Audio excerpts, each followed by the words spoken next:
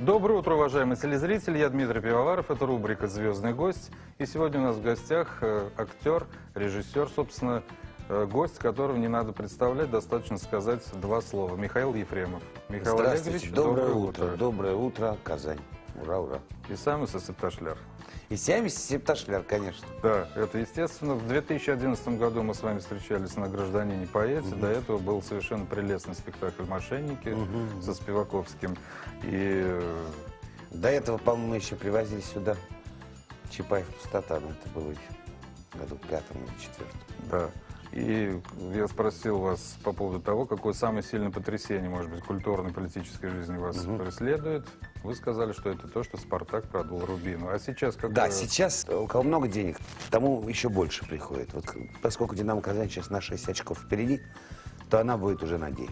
В кругу моих спортивных интересов сейчас, как у всех, наверное, сейчас же преддверие Олимпийских игр. И действительно керлинг. Что же еще? По вас, собственно, вот взять словосочетание, взять фигуру Михаила Ефремова, можно построить портрет страны, потому что вы сыграли и Деда Мороза, и Толстого, и начальника КГБ. Да, и балерину. И балерину. Но сыграть собственного отца Олега Николаевича Ефремова в сериале Фурцева, это сложно? Это, наверное, сверхзадача или нет? Или нет, это не сложно, потому что все-таки я уже взрослый человек. Если бы мне было лет 25, я бы дико нервничал. Я бы жутко переживал бы по этому поводу, у меня были какие-то мысли. Но теперь уже проще, потом не только сериал Фурцева как бы открыл вот эту мою возможность, невозможность, это мое счастье, что я похож так на отца. И был такой фильм «Небо самолет девушка», который был снят. Конечно. Еще раз про любовь. Да-да-да. И там тоже папина роль была. Ла-ла-ла-ла, ла-ла-ла-ла. Это я так пою. Ла-ла-ла. Что ты мне так Я разглядываешь? же просто люблю тебя и хочу тебе помочь. Спасибо. Тот парень, я вижу, не очень заботится. Ты самый добрый, самый красивый, самый благородный летчик. Тебе нужно встретить другую. То есть не меня. Об оттепели, конечно, не могу не задать вопрос. Подождите, извините, я про Фурцеву до конца скажу. Да, там основное было не то, что я Олег Николаевич должен играть, и не то, что такой сериал работа, а то, что Фурцева играла Ира Розанова, одна из самых лучших актрис вообще в России. Согласен. Кривицкий, оттепель, те споры, ну бог с ними, там курили, не курили, все курили. Нет, курили стопудово, потому что после военной, во время войны все курили, а оттепель это про детей, про тех, кто родился во время войны. И, конечно же, дети всегда пытаются быть похожими на своих родителей. Одна из киноведок московских назвала этот фильм ретро-сказкой. И, честно говоря, очень долго думал, что это значит. Может быть, это ноу-хау ее, но это, по-моему, достаточно красивый художественный фильм о воспоминаниях.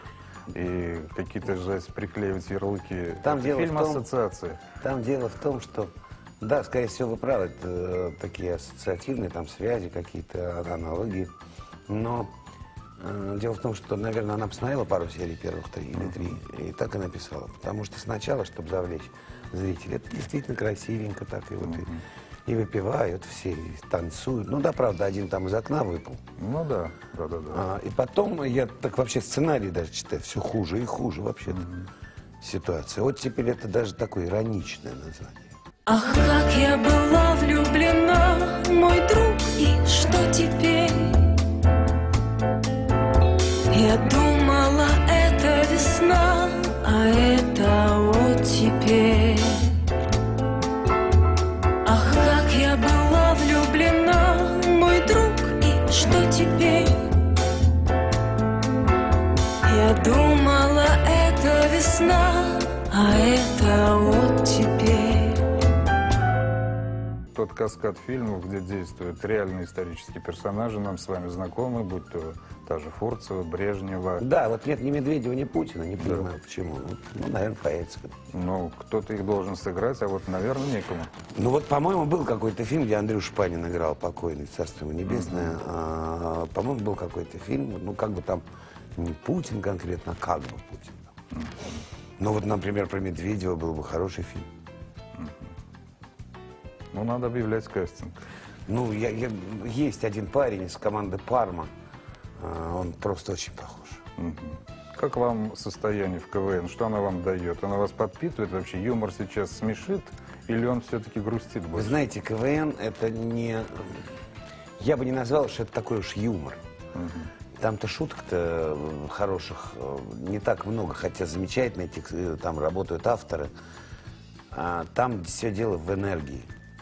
Я когда первый раз пришел, я по телевизору смотрел и не был большим таким поклонником, но меня Юрий Соломонович позвал туда.